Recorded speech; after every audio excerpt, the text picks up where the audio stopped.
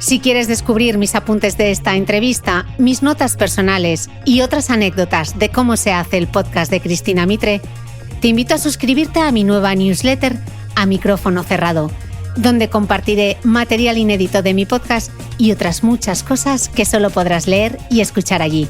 Suscríbete en www.cristinamitre.substack.com, repito, www.cristinamitre.substack.com, y todos los domingos recibirás en tu email mi newsletter A Micrófono Cerrado. Te dejaré también link directo en las notas del podcast que, como siempre, comparto en mi blog www.thebeautymail.es.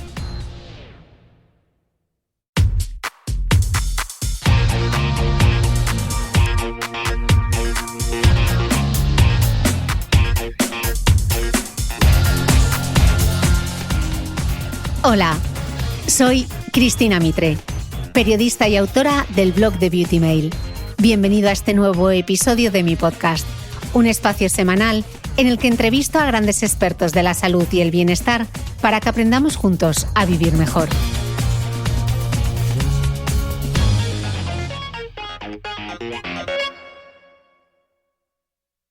Y es que hay un problema de infertilidad porque fallan muchas cosas en el proceso, y es que no tenemos educación. Porque no tenemos educación sobre el proceso que te hace quedarte embarazada. Porque toda tu vida, toda tu educación es para que no te quedes embarazada. O sea, yo me enteré a los 35 años porque de toda la vida te habían dicho que siempre que cuando llueva chispea y que siempre te podías quedar embarazada en cualquier parte del ciclo. No, mira. O sea, esto es complicadísimo y hay gente que es muy fértil. Y es verdad que cuando tienes 18 años puede que sea muy fértil, pero hay muchísima gente que es infértil. Cada vez estamos extendiendo más la edad de ser madres y padres. La infertilidad masculina es altísima, que tampoco se habla. Entonces, y encima se cuenta que existe ciencia que va a solucionar el que tú seas madre o padre. Y eso no es así. Esto es de lo que no se habla. Entonces, yo no creo que ser madre sea un derecho que yo tengo, creo que es un privilegio, pero sí que creo que la sociedad, y en especial las mujeres, porque soy mujer y en especial las mujeres, creo que necesitan más información y más medidas para saber en qué consiste los problemas de fertilidad y los problemas de infertilidad que hay, cuál es su reserva ovárica, cosas que son sencillas y que podrían ser una herramienta para entenderlo. Pero no creo que sea un derecho. Dice la periodista y escritora Amaya Ascunce que su último ensayo, La idea de ti, no es un libro de maternidad ni de infertilidad. Este es un libro sobre todo lo que creemos o esperamos de nosotros y de nuestra vida, y de cómo revienta por los aires. Porque uno planea, y luego la vida y tu reserva ovárica disponen. Amaya, además de una gran escritora, es una gran amiga que me ha acompañado en este proyecto cuando también era solo una idea. Una de las muchas que le lanzo desde hace años, como si estuviésemos en una partida de squash creativa. Desde 2018 ha sido una invitada habitual en este podcast. Hemos hablado de libros, de perfumes, de Benidorm y de todas esas historias que nos contamos a nosotros mismos para poder vivir, que decía nuestra admirada Joan Didion.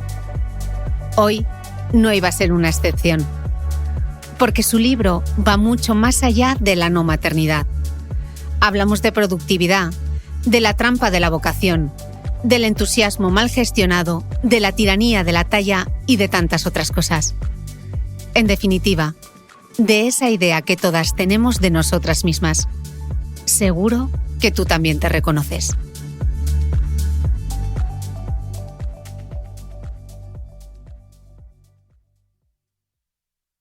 Amaya Ascunce, bienvenida al podcast. Siempre es un gusto estar aquí charlando contigo, bueno, aquí o donde sea.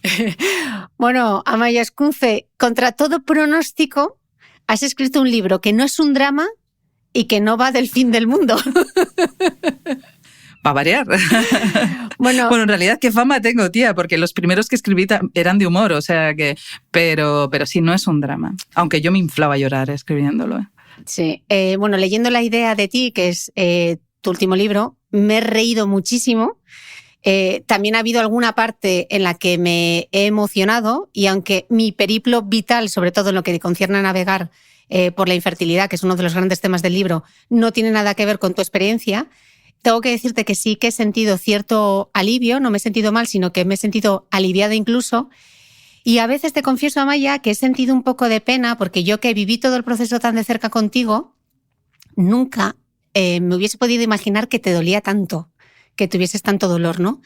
El libro se titula La idea de ti y como tú misma explicas en tu newsletter Leer por Leer, que quien no esté suscrita, por favor, que se suscriba a la tuya y luego a la mía, micrófono cerrado, el libro va de qué esperamos de nuestra vida, de la pareja, del trabajo, de los hijos, sobre todo lo que esperamos de nosotros mismos y cómo casi nada de eso sucede. También va sobre el miedo al dolor, a ser vulnerable, sobre el control y la ansiedad y, por supuesto, sobre la infertilidad. Así que me he planteado esta entrevista para diseccionar como si fuese un cirujano algunos de estos temas. ¿Estás lista? Me veo preparada, dispara. Venga. Justo hace unas semanas, el periódico El País recordaba cómo el término mileurista surgió justo en 2005. Su autora fue Carolina Alguacil, quien en agosto de 2005 remitió a la sección de cartas al director del periódico un texto en el que se acuñaba el término mileurista. Por primera vez, no eran los sociólogos ni los periodistas quienes bautizaban a toda una generación que se definía con una única palabra: precariedad. Y justo tú escribes en La idea de ti como si en España en 2005, con 26 años, pudiera ser de otra manera. Becas mal pagadas, trabajos de freelance que se cobraban a 90 días, contratos precarios, temporales, el ladrillo inflado locamente. Amaya, ¿qué diferencias ves entre nuestra generación, que la compartimos, y la de los jóvenes de ahora? O sea, la verdad es que por mi trabajo me toca mucho hablar con becarias y gente que está intentando lanzarse, ¿no? Y yo siempre tengo la sensación de que hay cosas muy parecidas, y es verdad que hay cosas muy parecidas, porque yo en esos años tenía la misma sensación que tienen ellos de inestabilidad, pero creo que aún ahora es mayor, porque en realidad esa sensación de inestabilidad yo la sigo teniendo y eso es lo malo. La sensación que tenemos todos en nuestros trabajos es esa sensación de mucho trabajo, de plantillas que están reducidas, de temporalidad en muchos casos. Igual no yo en el puesto que estoy, porque yo es verdad que he tenido suerte, pero sí me parece bastante generalizado y eso hace que tú mismo tengas miedo, y mucho más en el periodismo, por ejemplo, en el que hay tanta crisis y en cualquier momento pues puede haber ERES, despidos, toda esta sensación, pues eso, de mucha inestabilidad y de que tienes que estar invirtiendo constantemente tiempo en formarte, en hacer tu propia marca, en, bueno, todas estas historias. Entonces, esa parte me parece igual. La que me parece increíble es que los sueldos no han cambiado. Es más, algunos han ido para atrás. Entonces, aunque la sensación sea similar y yo me quejaba en aquella época, o en nuestros entornos nos quejábamos por cobrar 1.000 euros, es que han pasado 10 años de eso, o 15 años, y se sigue cobrando 1.000 euros, o 1.100, 900, o sea, estás hablando del sueldo mínimo interprofesional. Entonces, hay un montón de gente trabajando para ser pobre. Gente con formación también, o sea, no solo porque uno tiene la sensación decía hace poco el alcalde de Madrid que dónde estaban los pobres de Madrid, pues están trabajando, la mayoría de ellos en realidad, porque hay muchísima gente que no puede permitirse pagar una casa en esta ciudad, por supuesto jóvenes, pero también muchísima gente mayor, familias, los alquileres son, o sea, increíbles. Es que todo está carísimo y los sueldos siguen hablando de mileurismo. Es que ahora hay gente que ser mileurista le parece una... O sea, aspira a un sueldo de 1.000 euros. Entonces es terrible, o sea... Y ¿qué es lo que pasa? Alguien se tiene que estar enriqueciendo, ¿sabes? O sea, eso es lo que está pasando. Que realmente, o sea, me estoy leyendo un libro en el que ves las diferencias del sueldo que tenía antes una persona en un trabajo comparado cuántas veces doblaba el director general de la empresa. Era muy inferior ahora. O sea, ahora los directores generales doblan por muchísimo a los trabajadores que tienen. Entonces, el dinero se sigue produciendo cada vez más, ¿no? Pero no llega, o sea, la gente está en situaciones trabajando sus 8 horas al día, por no decir más, porque no deberíamos decir más, y encima están en situaciones de mucha irregularidad, por no hablar de sectores como el sanitario, que encima tiene la temporalidad. Yo tengo amigos que llevan trabajando toda la vida, que están formados, que son médicos, que y siguen con contratos temporales. O sea, eso es increíble, vamos. ¿Recuerdas aquella época, y la describes así en el libro? Vinimos, y creo que mucha gente se va a sentir muy identificada, vinimos a Madrid sobre todo por la promesa de trabajos creativos, carreras profesionales o estudios que eran imposibles en casa. Construimos nuestras propias familias de amigos. Nos acompañábamos al médico, nos vigilábamos la espalda.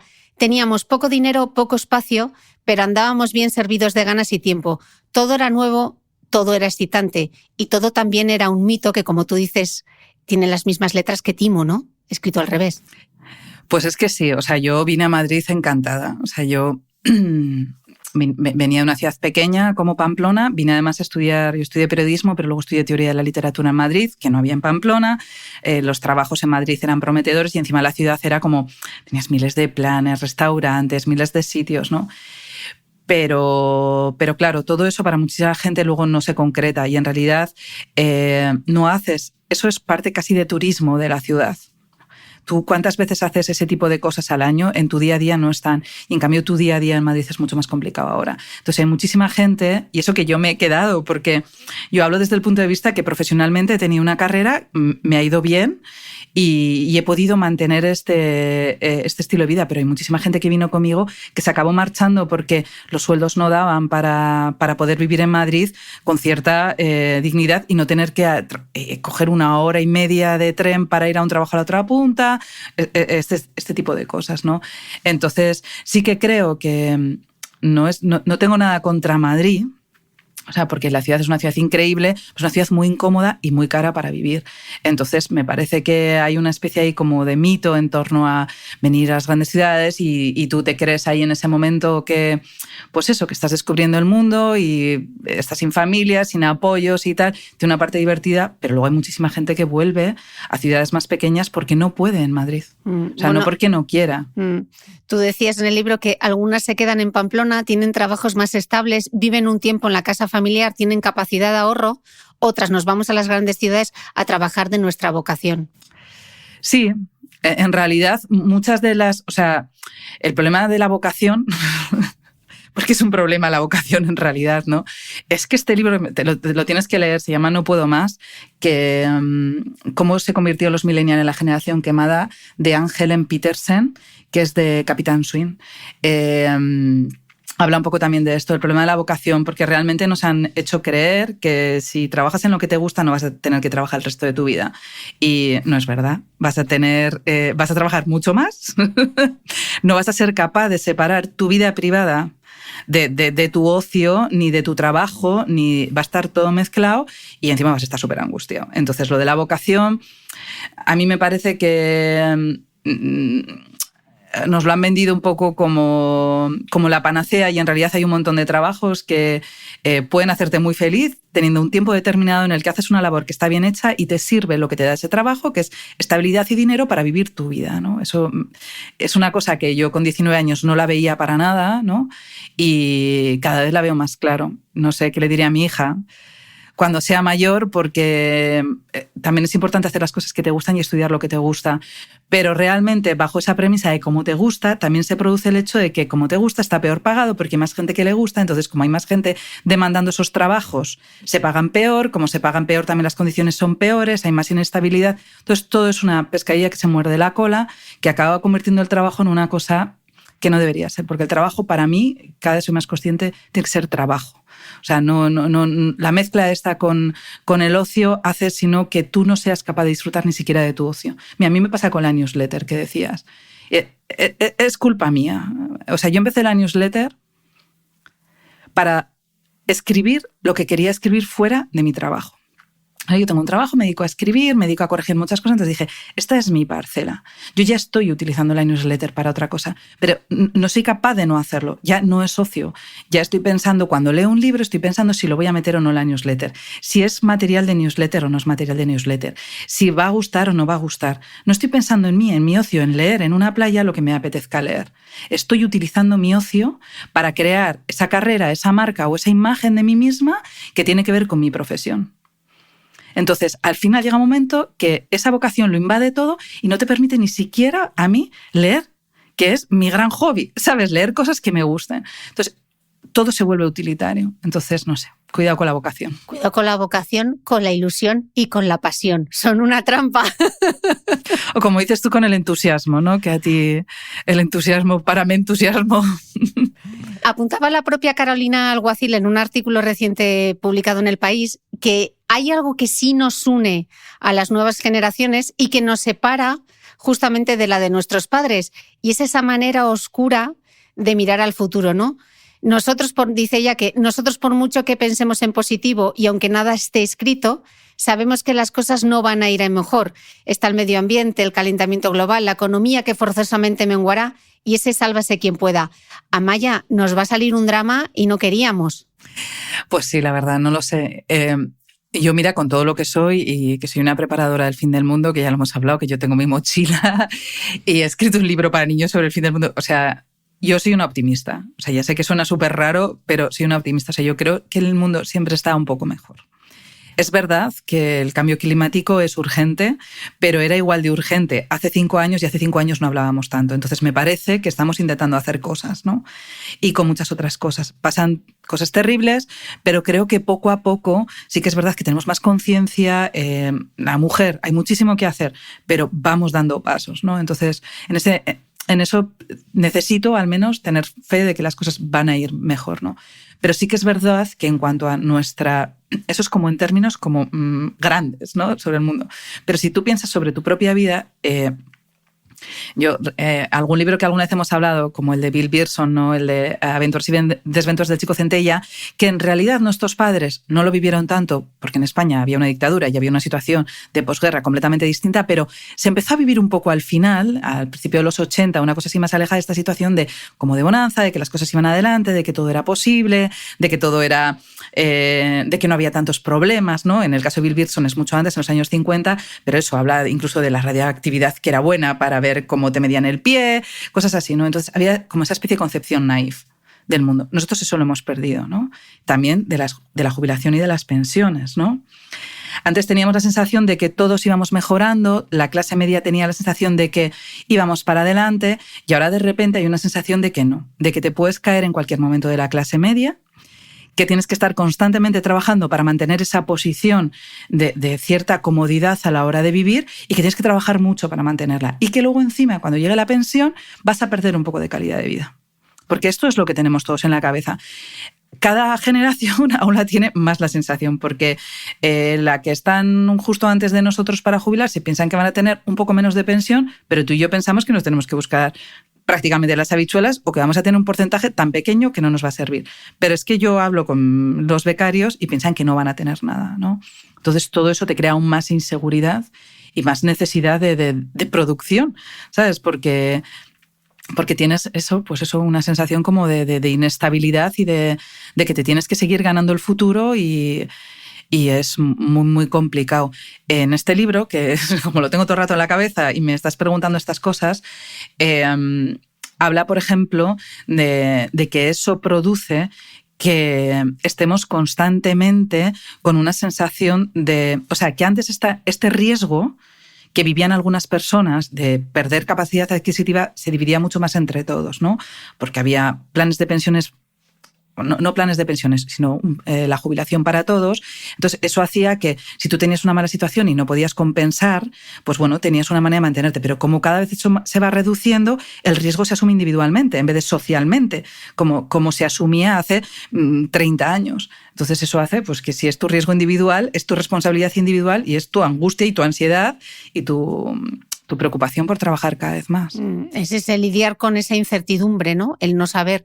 En septiembre de 2022, más de 4,4 millones de estadounidenses dejaron voluntariamente sus trabajos en lo que se conoce ya como la gran dimisión. Y leía justo estos días que en España es la gran paradoja, porque cuenta con numerosos puestos sin cubrir, a pesar de tener 3 millones de desempleados registrados, lo que supone una de las tasas de paro más elevadas de la Unión Europea, es un 13,65%. Decía un experto en ese mismo artículo que en España, más que una gran renuncia, existe la gran desmotivación. El trabajador no llega a irse de su empleo porque no encuentra salarios o condiciones atractivas fuera y termina quedándose, pero se quema. Tú escribes en el libro, Amaya, que que la vida no puede ser salir de casa a las 8 de la mañana y volver a las 7 de la tarde. No es un capricho, no es vagancia, no es falta de entrega. Es que no es factible si no tienes dinero para pagar a alguien que cuide de tus hijos todo ese tiempo. Y no solo no es factible económicamente, sino que muchas personas no quieren hacerlo. No están dispuestas ahora que saben que sus trabajos han salido adelante sin estar sentados en una silla a 40 minutos de atasco. Amaya, de nuevo hemos sido engañados. Sí, yo creo que es una bola enorme y que es muy difícil. Y es verdad que además estamos hablando de lo de la gran dimisión siempre desde el punto de vista súper privilegiado. O sea, porque estamos hablando de trabajos que, pues eso, de gente que puede dejar su curro y de trabajos que por ejemplo, tienen la opción del teletrabajo. Pero sí, yo es que creo que una frase muy parecida la leí en El País también, que era: la vida no puede ser ir a hacer la compra, trabajar toda la semana e ir a hacer la compra el sábado por la mañana, ¿no? Que en realidad yo fui este sábado a hacer la compra por la mañana y estaba así de gente. O sea, es verdad. O sea, la vida no puede ser eso. No sé qué tenemos que hacer, pero no puede ser eso. Y luego también a mí lo que trato de luchar mucho contra mí misma es porque yo siento que si pienso que... O sea, trabajar de 8, o sea, yo digo de 8 a 7 porque en Madrid es súper habitual esto. Tienes una hora casi para ir a trabajar o 45 minutos y te coges un cuarto de hora para tener cierta calma. Y luego tienes tus 8 horas con una hora para comer y una hora para volver. Entonces, eso con un niño, o sea, o tienes otra persona que te lo cuide o no, ningún colegio te da esa cobertura, ¿no? Entonces empiezas como a pensar y a tener en cuenta esto y tú misma te ves un poco como vaga porque te han enseñado que si no valoras el trabajo es que, o sea, no te valoras a ti mismo, ¿no? O sea, es que nos valoramos tanto a través de lo que hacemos que también a través de las horas que metemos, de lo que somos capaces de producir. Bueno, en España el presentismo es una lacra total, porque además, o sea, es que no tiene nada que ver con la productividad, son cosas completamente distintas. Entonces sí, de verdad, no sé si nos han engañado y nos seguimos engañando y tenemos que hacer un ejercicio real yo creo que de parar esto y de racionalizar el trabajo para ser más productivos, además, porque leí hace poco en realidad que se había hecho un estudio de las jornadas de trabajo de 8 horas en las oficinas eran productivas 2 horas y media. Realmente productivas 2 horas y media. O sea, es que es una barbaridad eso. O sea, algo está mal ahí, o sea, porque es un montón de tiempo que no está siendo productivo. Y bueno, y todas las pruebas que se han hecho, que ha hecho Microsoft, por ejemplo, me parece que fue en Japón, de reducir las jornadas laborales a 4 días, habían conseguido aumentar la productividad de todos los equipos. ¿Sabes? Era hacer lo mismo en menos tiempo. Porque lo que se piensa es que si tienes más tiempo vas a hacer más, ¿no? Pero es que no funciona así realmente. Estábamos comentándolo al principio de la entrevista y es un tema que tú y yo hemos hablado 1000 veces y es como esta cultura de que nos defina nuestro trabajo, que nos defina no lo que somos sino lo que hacemos, ¿no? Y me encanta esta cita de mi admirada Tina Brown, que también vive mucho de las ilusiones y de las pasiones. Ella es una gran periodista, ha sido directora de Vanity Fair, de Vogue, de un montón de revistas. Ella dice que una profesión, por gratificante que sea, nunca debe confundirse con una vida, ¿no? ¿Y cuántas veces caemos en este error de la ilusión, de la vocación, de la pasión? Sobre todo porque Instagram está plagado de mensajes del tipo de sigue tu pasión, persigue tus sueños, ¿no? Sí, es súper complicado y luego más cuando lo mezclas con trabajo. Imagínate si es un trabajo de asalariado y te echan, ¿no? Entonces, todo lo que tú eres y todo lo que conforma tu día a día, de repente desaparece. Entonces, ¿tú qué eres, no? Te has quedado sin nada de eso. O sea, todo tu esfuerzo, todo lo que hacías era, pues eso no puede ser. O sea, yo creo que no nos podemos definir. Y yo es un ejercicio que estoy intentando hacer también de no preguntarle a la gente a qué te dedicas, porque me di cuenta que era una de las cosas que primero preguntaba. Y una vez, yo creo que lo conté en la newsletter, un comercial me dijo, mi trabajo, ¿por qué si lo odio? O sea, es como diciendo, es una cosa que hago y que me da dinero, que tampoco estoy diciendo que la gente odie su trabajo. O sea, yo qué sé, yo tengo muchas amigas, por ejemplo, que trabajan en el sistema sanitario, que les gusta mucho su trabajo, por ejemplo, mi hermana, ¿no? Pero no te puede definir solo eso, porque tu vida puede cambiar al día siguiente por lo que sea y tú dejas de hacer ese trabajo y tú sigues siendo la misma persona. Entonces tienes que vivir con todo eso, ¿no? Y me parece muy importante. Me cuesta un esfuerzo. O sea, yo estoy criticando todo esto porque lo que estoy haciendo es revisarme a mí misma todos los problemas que tengo con esto de sobreentrega, de sobreproducción, de definirme a través de mi trabajo, no de mi trabajo, de mi posición en la revista, ¿no? Sino de todo lo que hago, o sea, de lo que escribo, del podcast, de mi newsletter. No, yo soy otra cosa. Y si mañana, por lo que fuera, algo cambiara radicalmente en mi vida, normalmente, y es terrible, la enfermedad o cosas así muy fuertes te hacen cambiar radicalmente ese tipo de cosas porque te colocan en otro lugar, ¿no? O sea, si por ejemplo pierdes la salud y no puedes dedicarte a lo que te estabas dedicando, tú sigues siendo la misma persona, sigues teniendo ocios, las cosas que te gustan y ya no estás haciendo eso. Sabes que si va todo tu tiempo, todo tu esfuerzo, toda tu dedicación y tú sigues siendo una persona. Entonces es importante saber qué eres, qué te gusta de verdad y quién eres sin esa parte. Aunque el trabajo es importante y por supuesto que tenemos que trabajar, o sea, pero no sé, hay que separarlo. No es tu personalidad. Sí, y sobre todo que las carreras profesionales cada vez van a ser más largas, vas a tener que invertir más años, va a haber más disrupción tecnológica, con lo cual igual el trabajo que estás haciendo ahora dentro de unos años no existe, ¿no? Ya sabes que yo estoy bastante obsesionada además en el mundo de la comunicación con todas estas grandes periodistas tipo Jo Elvin, que era la directora de Glamour y ella tiene ahora en una newsletter donde ella cuenta cómo ha sido dejar el mundo editorial en esas posiciones de tanto, que esas mujeres que han tenido tantísimo poder, ¿no? Y que han sido toda la vida como tan halagadas, pues 20 y pico años en un puesto de trabajo y de repente dejas de ser la directora para estar en tu casa y tener una newsletter, pues hay gente que ese cambio de ritmo lo asume mejor que otra, ¿no? Pero yo creo que hay que estar preparado para si te pasa eso. En general, sí. O sea, en nuestro sector pasa muchísimo también porque hay gente que confunde quién es ella con el puesto que ocupa, ¿no? O sea, quién es esa persona o a qué se dedica. Me imagino que pasa en muchísimas cosas. Igual en la banca también pasa mucho. Me imagino que en la publicidad también será un sector que pase mucho porque hay muchas prebendas, hay muchas relaciones. En la política seguro que pasa muchísimo, ¿no? Crees que todo lo que recibes, todo lo que asistes y todo lo que tienes acceso tiene que ver con quién es Amaya, y no es verdad. Es porque era la directora del Cosmo UK. O sea, entonces hay mucha gente que confunde esas dos cosas y eso ya es complicado. Y luego respecto a lo que dices del futuro, yo también pienso que la gente tiene que adaptarse, ¿no? En todas las profesiones es verdad que tiene que adaptarse. Ayer charlaba con una madre aquí abajo que es maestra y estaba dando un curso sobre educación y se estaban reciclando. Pero realmente ella sabe que va a acabar siendo profesora y que va a acabar siguiendo dando clases dentro de 10 años o dentro de 15 años, aunque le cueste reciclarse. Tú y yo, y a algún tipo de profesiones, o en el caso que dices de la exdirectora de Cosmo, es que no sabes en qué va a consistir el tablero del juego. Y eso es una incertidumbre aún mayor, porque nosotros en lo que estamos viviendo es una crisis del medio total, ¿no? De lo que eran las revistas de papel.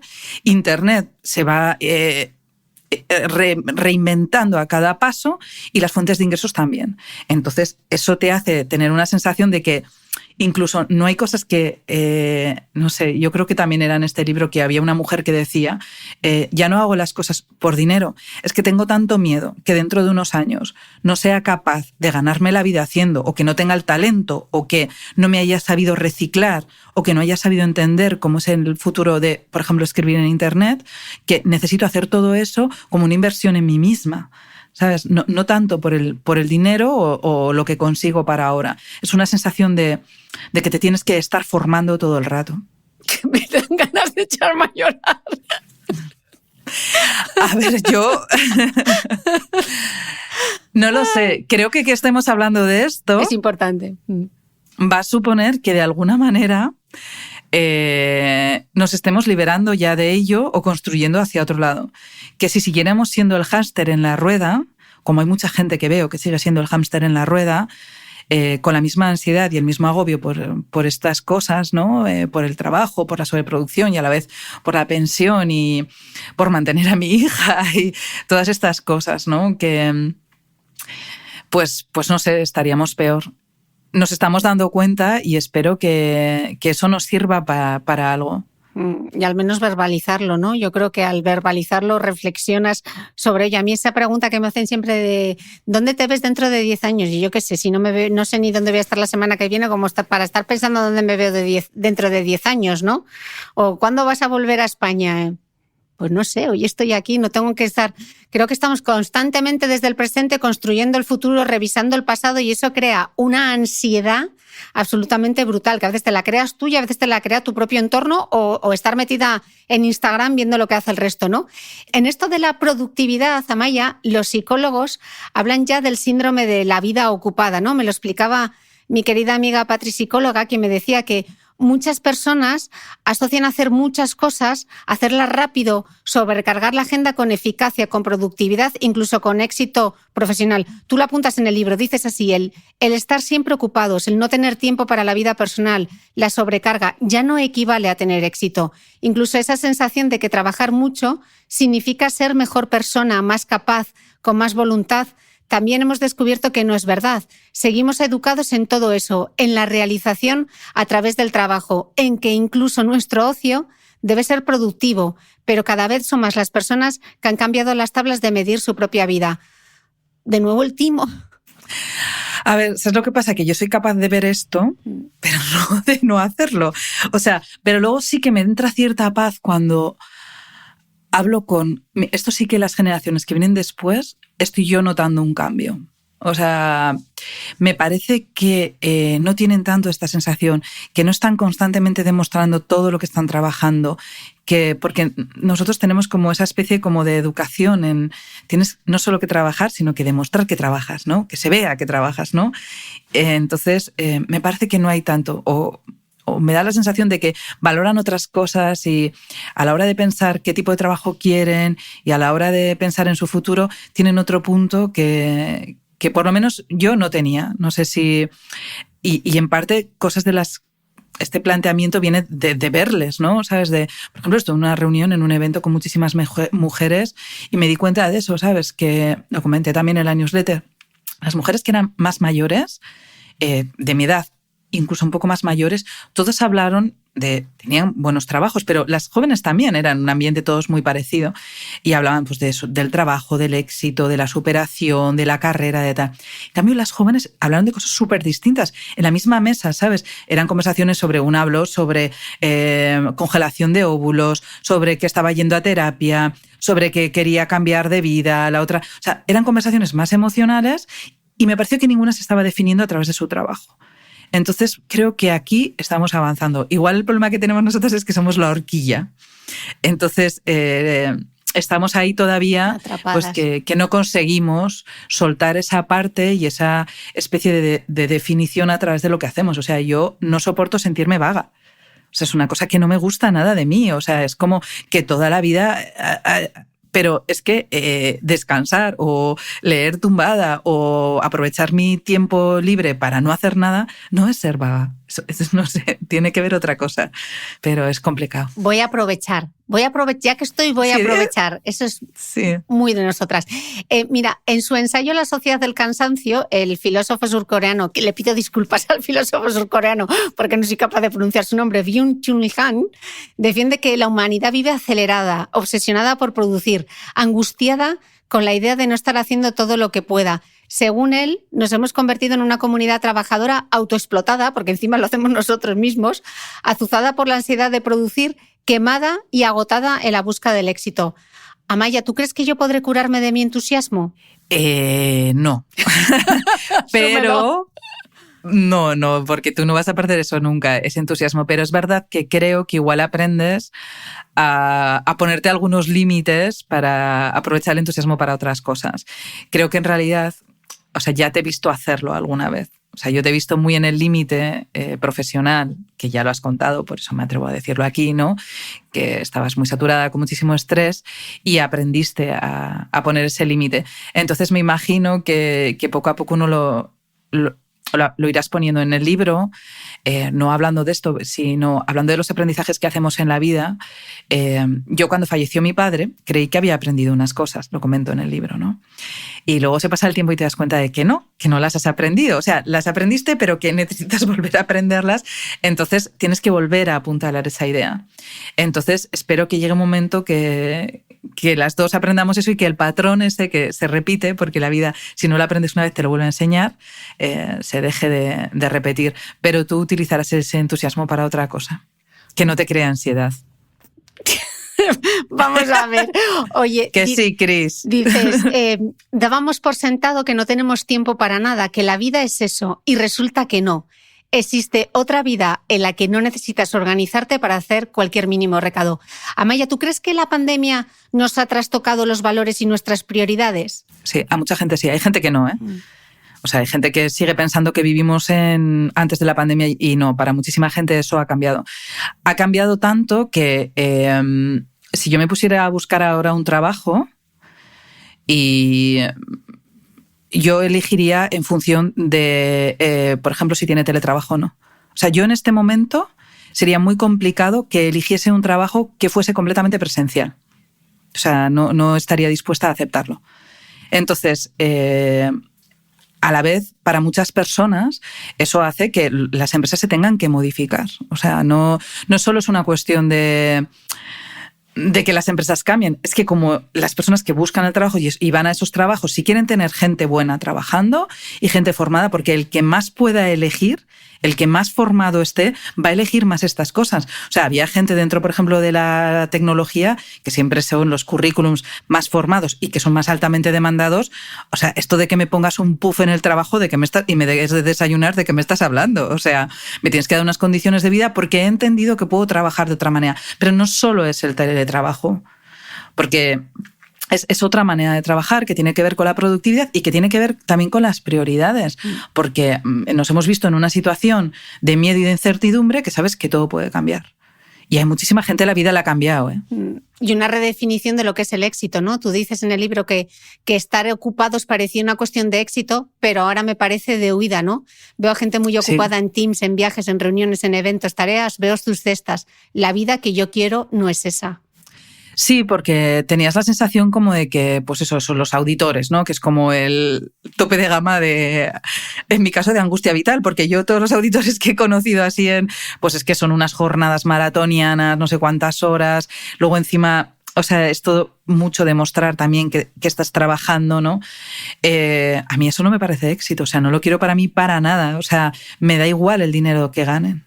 Y me parece que eso se produce cada vez más.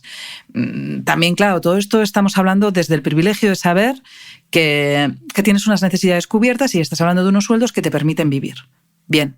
No te digo de lujos, porque además yo no soy una persona de lujos ni necesito grandes cosas, pero estás ahí. Estamos hablando siempre del privilegio. Luego, por debajo, pues es que hay muchísima gente que estamos hablando de otra cosa y yo de esa situación no puedo hablar porque no me encuentro en una situación. Pero sí, creo que el concepto de éxito ha cambiado muchísimo. Y admiras ahora y ves perfiles de la gente que admira que no tiene nada que ver con esa persona ocupada que cena sola en un hotel.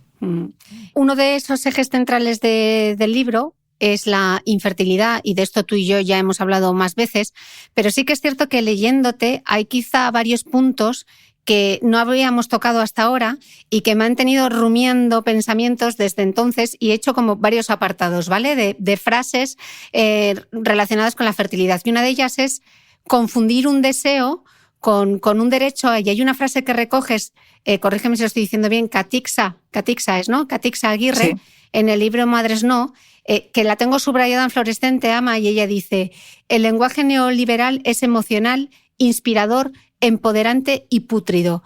Convierte los deseos en derechos y los derechos en deseos. Túmbate aquí, abre las piernas, concéntrate en tus sueños. Si lo deseas con suficiente fuerza, se hará realidad.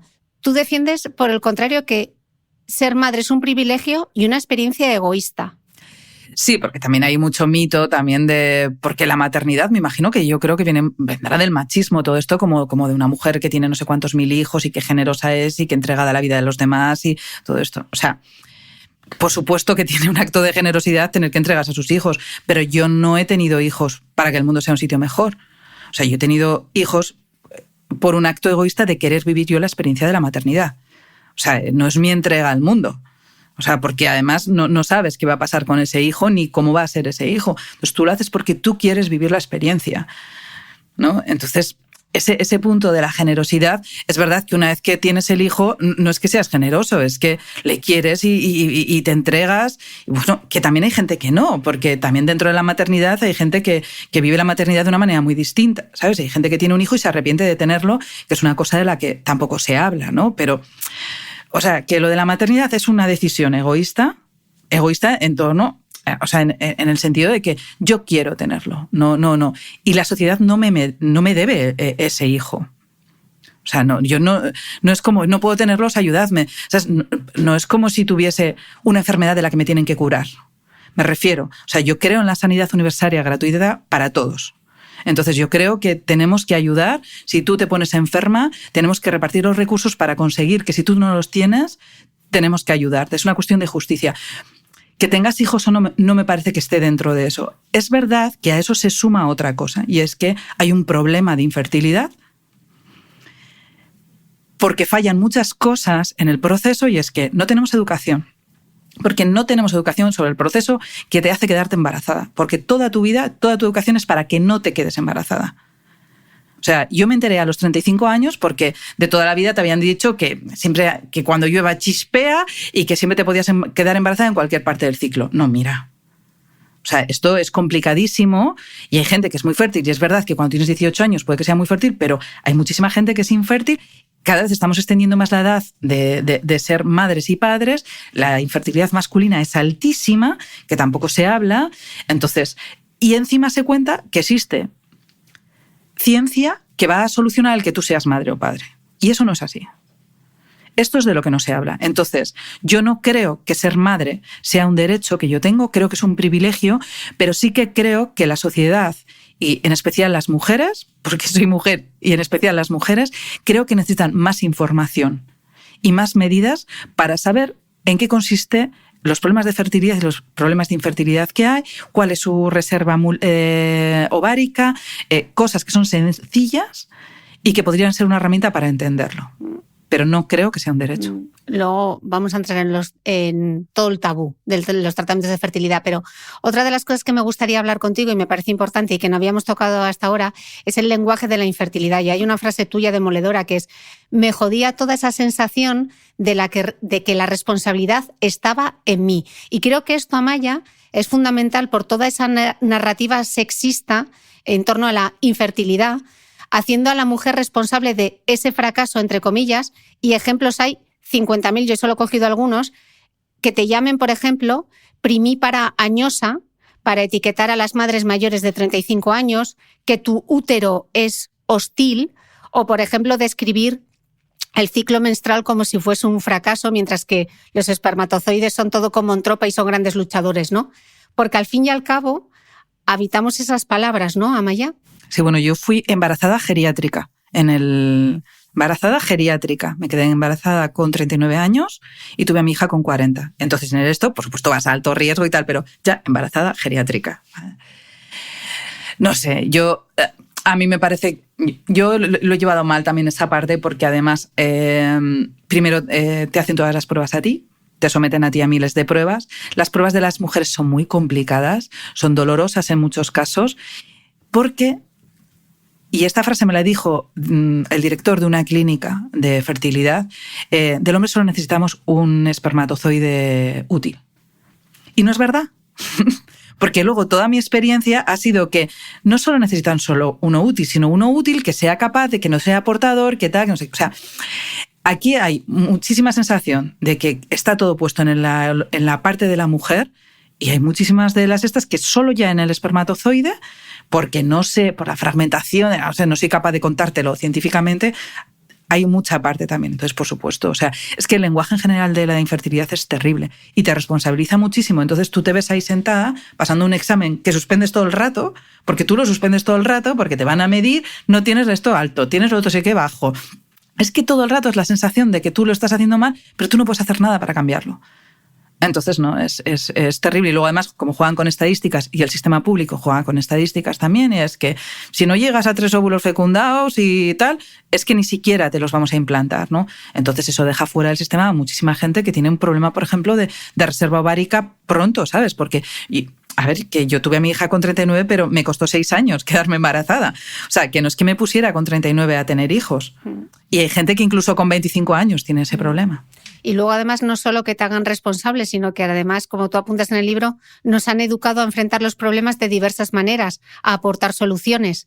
Entonces, claro, ahí estás tú remangada contra el mundo. Es el mundo contra ti y tú contra tu propia naturaleza, ¿no? Y eso es lo que te decía un poco también de mi padre, ¿no? O sea, es que tú, una enfermedad como la de mi padre, entonces teníamos un mal diagnóstico, te lo pone encima de la mesa y tú empiezas como a pelear, ¿no? Vas por un lado, vas para otro, contigo misma también.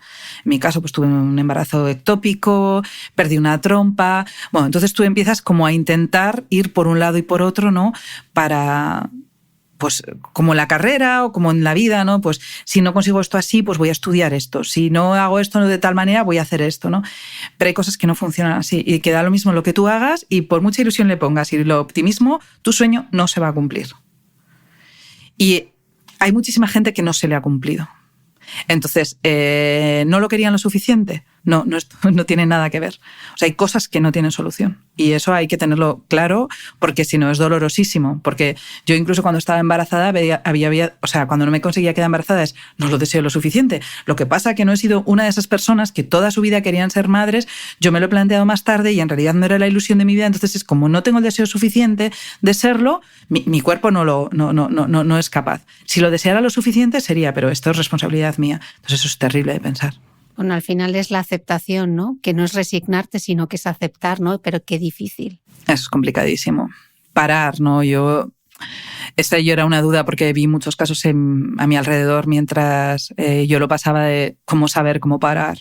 En el libro lo cuento que una jefa que le comenté y yo casi no hablaba de esto, por eso también tú dices que...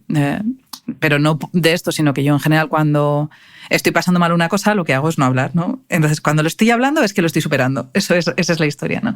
Entonces, pero me vi un poco obligada a comentárselo a una jefa y me dijo que tú tranquila, que ella tenía una amiga que había pasado por 11 tratamientos y que cuando había parado se había quedado embarazada. O sea, yo te lo juro que casi me da un ataque de pánico pensando, voy a ser capaz de hacerme 11 tratamientos, voy a llegar ahí. O sea, ¿cómo voy a parar esto? ¿Cómo lo voy a aceptar? Y realmente yo fui a terapia por eso. Porque pensé, lo único que puedo cambiar es mi cabeza en esta situación, porque todo lo demás, mi cuerpo no lo puedo cambiar, los tratamientos no los puedo cambiar, esta situación no la puedo cambiar, solo puedo cambiar mi cabeza. Otro tema importante del que no habíamos hablado hasta ahora es el tabú de los tratamientos de fertilidad, ¿no? Y voy a leer algo, creo que esta es la parte del libro que más te noquea. Tú dices que tenemos que quitar el tabú a la infertilidad, pero eso no significa que la gente tenga que decir que se está sometiendo a un tratamiento in vitro esa tarde. Es jodido coger tu vulnerabilidad y ponerla en mitad de una conversación para que el otro la coja y haga con ella lo que pueda. La infertilidad es un negocio, como lo es cualquier necesidad que se crea en la sociedad, y esta es una bastante urgente y relacionado con algo muy metido en nosotros, como es la reproducción de la especie. Lo estábamos diciendo antes, Amaya, ¿no? Que el tabú realmente es que se dé por hecho que puedas tener hijos a los 40 y que además, en muchos de los casos, puedas tenerlos con tus propios óvulos, ¿no? Esa es otra presión añadida. Claro. O sea, el problema de todo esto es que la gente piensa que hablar de infertilidad tiene que ser contar que me voy a hacer mañana una in vitro o que me acaban de dar un negativo en una in vitro. Yo no creo que ese sea el tabú. O sea, tú estás pasando un proceso íntimo y personal como una pareja que, yo creo que lo pongo en el libro, que va a tener relaciones esa noche, va a tener sexo, va a tener un hijo. La gente tampoco lo dice, ¿sabes? Y no es que haya un tabú en torno a eso, es que hay una parte que tiene que ver con la intimidad. Entonces tú no vas con tu intimidad poniendo en todos los lados. Es verdad que si se la ocultas a todo el mundo, es un tabú, pero no tienes por qué hablar en el momento. A mí me parece que el tabú es otra cosa. O sea, el tabú es todo eso que no se habla y que se da por hecho y que es que damos por hecho la fertilidad. O sea, es que es eso. Y damos por hecho que vamos a ser madres. O sea, hay gente que le oigo decir, y he sido muy consciente estos años, que dice, cuando sea madre mi hija se va a llamar Azucena.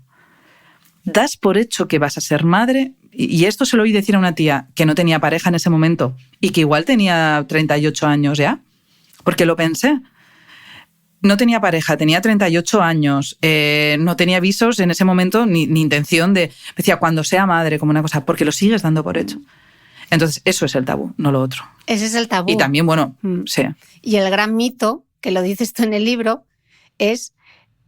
Siempre está de fondo la sensación de que depende de nuestra elección. Y esa yo creo que es la gran mentira y lo que no nos han contado. Sí, completamente. O sea, es que lo das por hecho. O sea, yo lo digo muchas veces en el libro, cuando era pequeña podía pensar muchas cosas de mi futuro. Yo nunca he querido ser madre. O sea, este deseo de pequeña de yo seré madre, o como mis amigas, seré madre, familia numerosa, que es que se lo he oído decir miles de veces.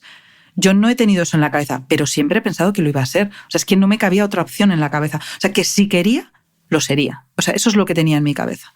Y yo lo he visto en mis amigas también eso. Y lo sigo viendo. O sea, hay una parte que no se nos mete en la cabeza. O sea, que a partir de los 35 la fertilidad cae en picado en muchísimas mujeres. En la mayoría. Es verdad que hay excepciones y siempre las ha habido, pero son las excepciones. O sea, la mayoría es que caen picado y a partir de los 40 es complicadísimo. Y a partir no sé de qué cifra era, con tus propios óvulos, que es un milagro de la naturaleza. Pero esa es la parte de la que hemos oído hablar. O sea, es tu tía que se quedó embarazada con 44 del último. Esa es la parte que hemos dado por hecho. No la contraria, de todas las mujeres que tuvieron pérdidas, problemas en los embarazos, niños con problemas y de todas las que no se quedaron embarazadas. Es que a veces es como para echarse a llorar, ¿eh? Porque te pasas media vida con miedo a quedarte embarazada. O sea, yo por lo menos así lo viví en mi adolescencia. Era como que no me toque a ver si me voy a quedar embarazada. Y luego te quieres quedar embarazada y es un puñetero milagro. Sí. Hombre, hay gente que es fácil, ¿no? Pero hay muchísima gente que no. Pero para la gran mayoría... No, en realidad, o sea, y luego me sorprendo también porque yo también pienso, como he estado metida en este rollo, luego oigo gente que me dice, no, sí, me costó 2 años quedarme embarazada y tenía 25. Y lo pasé mal y tal, no sé qué, pero no porque tuviese un problema de fertilidad, sino porque le costó 2 años quedarse embarazada no teniendo ningún problema de fertilidad. O sea, que también me refiero que acabó teniendo luego 3 hijos esa persona. O sea, no sé, nos falta muchísima información. Y sí, o sea, nos falta educación sexual, pero a porrillo. O sea, yo cuento una anécdota en el libro. Buenísimo. De una amiga mía, que no puedo decir su nombre, que me lo prohibió, que la llamo Macarena, vamos, que acabé con su novio en una consulta de educación sexual, que, o sea, que es que para mí aquello fue como porque la educación sexual que yo había recibido me la dio con toda la buena voluntad una monja en mi colegio, que no habría tenido relaciones sexuales. Si realmente todo había ido por su camino, esa mujer no había tenido relaciones sexuales. Entonces no sabía nada de lo que hablaba, o sea, era solo biología. Era lo que era un pene, lo que era una vulva y poco más. Entonces, claro, tú te pasas la adolescencia pensando, como me toque, me quedo embarazada, encima voy a ser una buscona, porque metemos aquí todo el machismo, encima voy a ser una buscona yo, como me toque, me quedo embarazada. Entonces, es que era un terror. Y luego de repente te ves con 34 años diciendo, pero sí, ¿cómo era esto? Sí, yo he estado, se me ha retrasado la regla un día muerta de miedo y resulta que me he tirado 6 años recibiendo negativos. O sea, es terrible, sí. Voy a cambiar de tercio, vamos a pasar de la infertilidad a otro tema. Voy a ponerte unas declaraciones, ¿vale? Escucha esto. Vale. We're not used to seeing untreated bodies on the screen. We're only used to seeing bodies that have, been trained. I can't stand in front of a mirror like that. If I stand in front of a mirror, I'm always I'll pull something in, I'll turn to the side, I'll do something. I can't just stand there. Why would I do that? It's horrifying. So, but that's the problem, isn't it? That we've been, not you, but certainly women have been brainwashed all our lives to hate our bodies. That's the fact of it. And everything that surrounds us reminds us how imperfect we are and everything is wrong with us. Everything is wrong. And you need to look like this. So you try standing in front of a mirror, take your clothes off and don't move. Don't go... Don't move. Just accept it and don't judge it. It's the hardest thing I've ever had to do. So, I did something I've never done as an actor. Amaya, estas son unas declaraciones de la actriz Emma Thompson en una rueda de prensa en el Festival de Cine de Berlín y dice algo así, como que todo lo que nos rodea nos recuerda lo imperfectas que somos, todo está mal con nosotras, todo está mal y tienes que mostrarte de una determinada forma. Yo no puedo ponerme así delante del espejo porque si estoy frente a un espejo me muevo, me pongo algo, me pongo de lado, hago algo. No puedo estar así parada porque es horrible. Solo acércate a un espejo sin moverte, quítate la ropa y no te muevas. Acéptate y no te juzgues. Es lo más difícil que he tenido que hacer nunca. He hecho algo que nunca he hecho como actriz. Tú escribes en el libro sobre ese curioso fenómeno que hacemos muchas mujeres de meter tripa, ¿no? Dices, todas las mujeres que he querido han necesitado ponerse a dieta o controlar su alimentación sin que la salud tuviera absolutamente nada que ver. Muchas lo seguimos haciendo, muchas lo camuflan dentro de la salud, pero el terror a engordar 4 kilos está ahí. También ayunan, conocen las propiedades del kei, la chía y el edamame y creen que prefieren comer sin pan ni postre. Nadie prefiere comer sin pan ni postre, por Dios. ¿Qué hacemos, Amaya? ¿Seguimos riéndonos de nosotras mismas? ¿Nos ponemos a llorar? Yo esto no lo tengo superado. O sea, esto es una cosa que para mí es un trabajo constante y mira que no me considero una persona insegura, pero yo no. Y además me trato de plantear todo el rato cómo educar a mi hija en esto para que no pase por eso, porque yo te prometo que la veo, su relación con el cuerpo, y me da envidia. ¿Sabes? Cómo ella, con 3 años, tiene una herramienta sobre la que no tiene conciencia. Es una herramienta que le permite vivir y ya está. ¿Sabes? Que está bien, que le funciona y va para adelante. No juzga para nada su cuerpo en ningún momento. Me encantaría tener eso. Y entonces, no sé, intento no decir nunca nada, ¿no?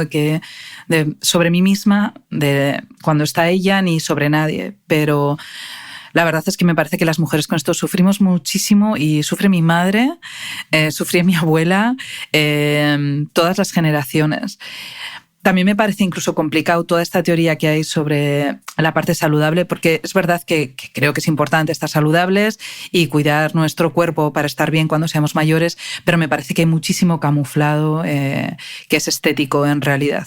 O sea, tú dile a todas esas personas, vale, mira, vas a estar súper saludable, pero te voy a poner 4 kilos más encima y preferirían estar un poco menos saludables sin esos 4 kilos.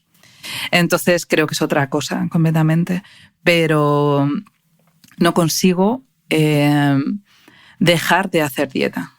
Es terrible. Y mira que yo no es que haga dietas ni, ¿sabes? Yo ni hago ayuno ni hago nada, pero yo voy subiendo, llego a un peso y cuando llego a ese peso me empiezo a encontrar mal, no me veo bien, quiero perder 3 kilos. Es siempre la misma rueda.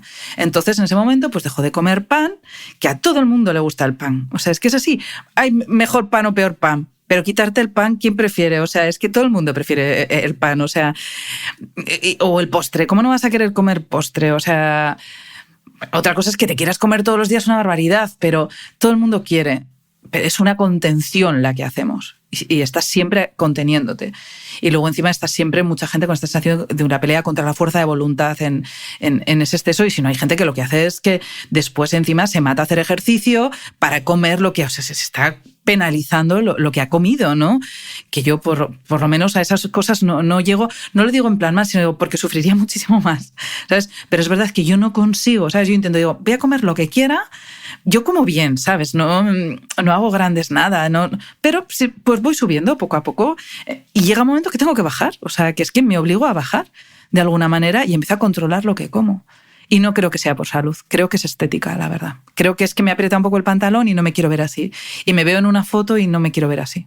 Y son 3 kilos. Yo no conozco a una sola mujer, ni una sola, que no haya tenido en algún momento que se haya sentido insatisfecha de su propia imagen. Yo he estado en producciones y tú también. Hemos estado en producciones de moda con gente absolutamente increíble, que dirías tiene el cuerpo más increíble. Y son igual tienen exactamente las mismas inseguridades que tienes tú cuando te pones ese pantalón y no te abrocha. Es terrible. Sí, completamente. O sea, yo he estado con una de las mujeres que considero más guapas y ella decía que mala cara, me veo no sé qué, decía, pero ¿cómo es posible? O sea, si es una belleza, o sea, No sé, yo creo que es que se nos enjuicia tanto. Yo me enfado mucho cuando a mi hija le dice, mira qué bonita es, qué bonita es. Digo, deja de decirle bonita. O sea, no le podéis decir solo bonita. O sea, tienes que decir más cosas, porque es que si no, ya desde pequeña estás todo el rato recibiendo como una especie de valoración de tu físico. No sé lo que es, porque la verdad es que no soy una experta en esto, pero tenemos que cambiar eso porque nos hace sufrir muchísimo a todas. Y la verdad es que yo a los hombres no les veo tanto.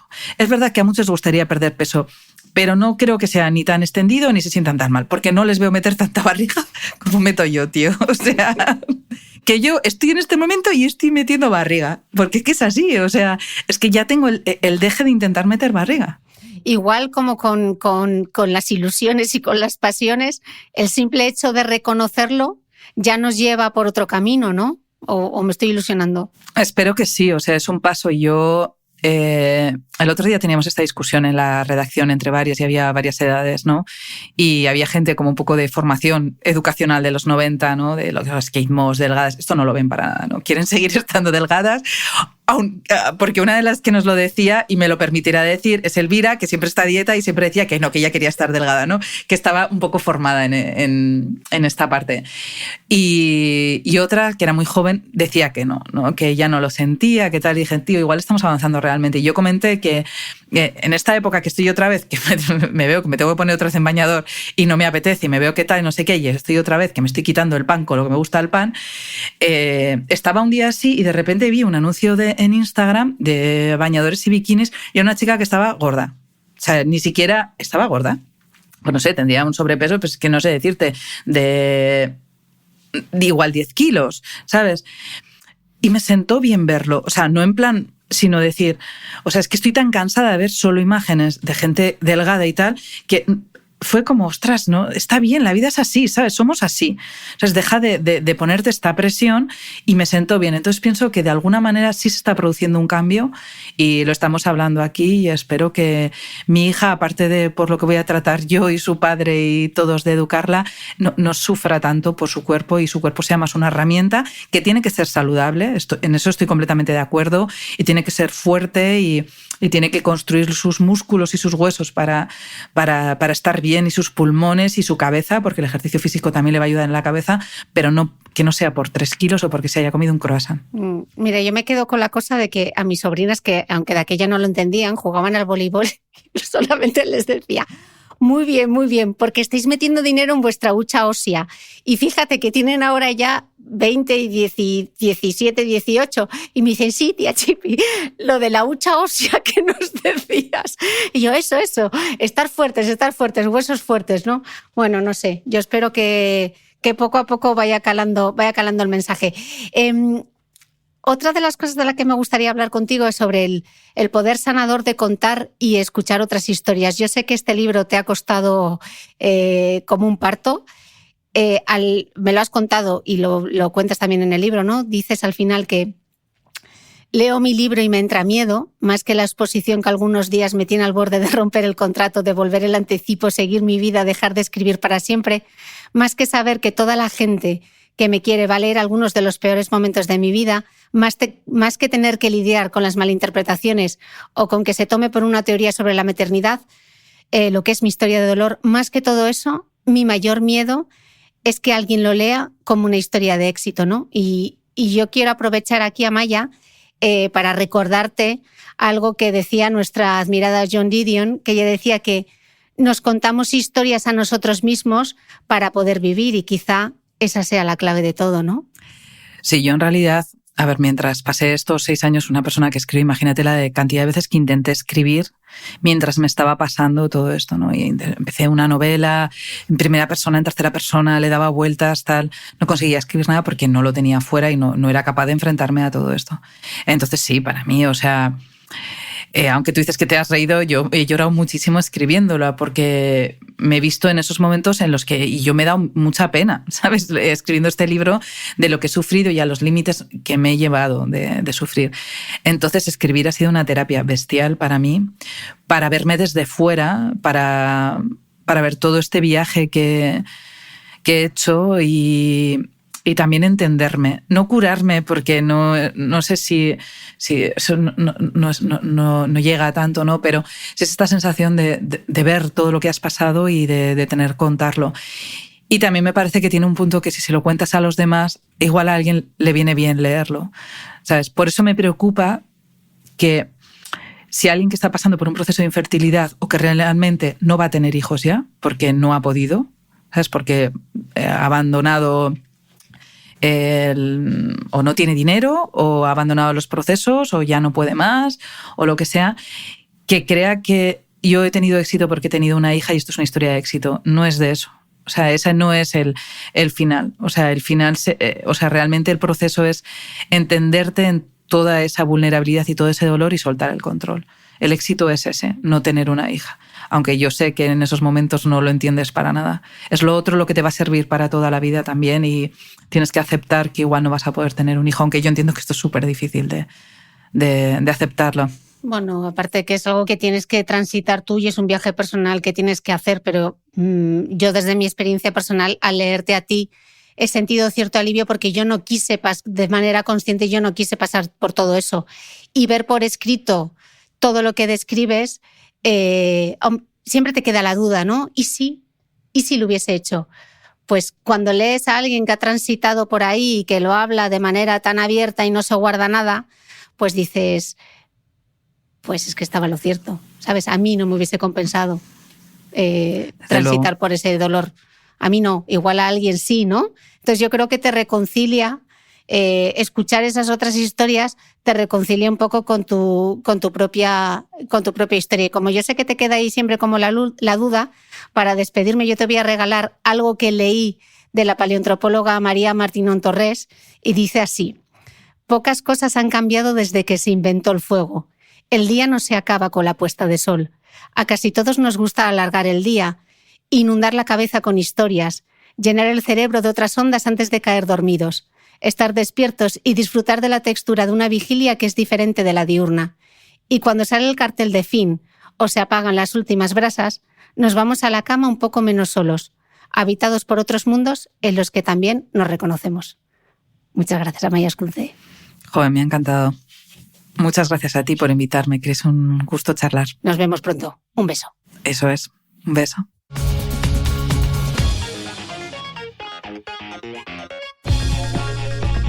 No olvides que todas las notas de este capítulo están en mi blog de beautymail.es. Además, si no quieres perderte ninguna entrevista, suscríbete a El Podcast de Cristina Mitre en tu reproductor de podcast habitual. Y un último favor, si me escuchas en Apple Podcast o en Spotify, regálame una reseña, porque así ayudas a que este podcast siga creciendo. Muchas gracias y nos escuchamos de nuevo el próximo domingo.